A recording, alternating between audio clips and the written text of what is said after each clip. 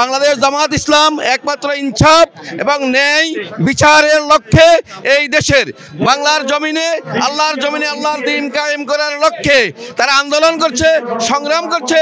আপাময় জনতার দাবির জন্য, শান্তির জন্য, মা বোনদের রাস্তাঘাটে নিরাপদে চলাফেরার জন্য একমাত্র বাংলাদেশ জামাত ইসলামের কাছে এই দেশের আপাময় জনতা নিরাপদ নিরাপদ নিরাপদ।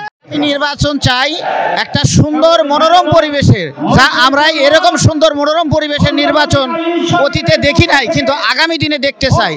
আমরা এইরকম একটা সুশৃঙ্খল গ্রহণযোগ্যতার মাপকাঠির ভিত্তিতে একটা নির্বাচন আমরা চাই, যেখানে আমরা সবাই মিলেমিশে নির্বাচনে অংশগ্রহণ করতে পারি এবং নিজের ভোট, নিজের পছন্দের প্রতীকে আমরা ব্যক্ত করতে পারি।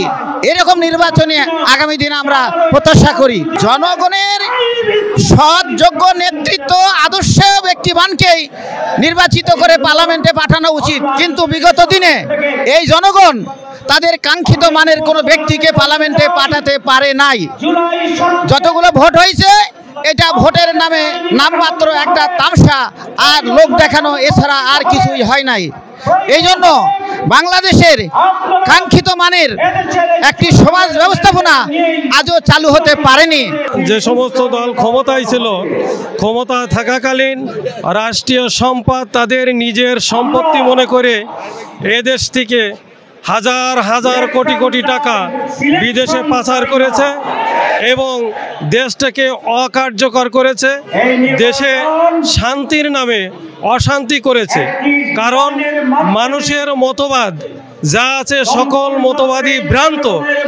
একমাত্র আল্লাহ রব্বুল আলামিনের দেয়া কোরআন এবং সুন্নাহর আলোকে সমাজ গঠন ব্যতীত, রাষ্ট্র পরিচালনা ব্যতীত সমস্ত মানব রচিত যত ধারণা আছে এবং মত আছে, এই সমস্ত মতের আলোকে যদি রাষ্ট্র চলে তাহলে সেই রাষ্ট্রে কখনোই শান্তি ফিরে আসে না।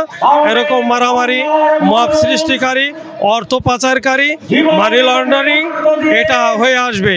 এখন আমরা প্রতিজ্ঞাবদ্ধ আপনার মাধ্যমে, আপনাদের সাংবাদিক ভাইদের মাধ্যমে দেশবাসীর কাছে আহ্বান, উদ্যত আহ্বান যে সকল দল দেখা শেষ, বাংলাদেশ জামাতে ইসলামী এখন বাংলাদেশ।